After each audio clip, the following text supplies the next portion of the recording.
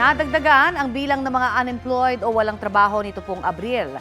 Ayon sa Philippine Statistics Authority, mahigit 2 million ang mga walang trabaho o katumbas ng 4% ng labor force ng bansa.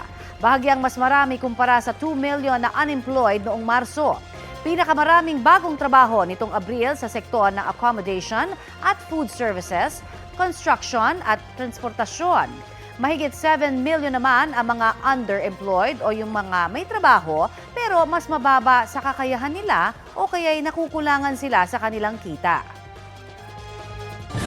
Kapuso, para sa mga maiinit na balita, mag-subscribe sa GMA Integrated News sa YouTube. Sa mga kapuso naman abroad, subaybayan nyo kami sa GMA Pinoy TV at sa www.gmanews.tv.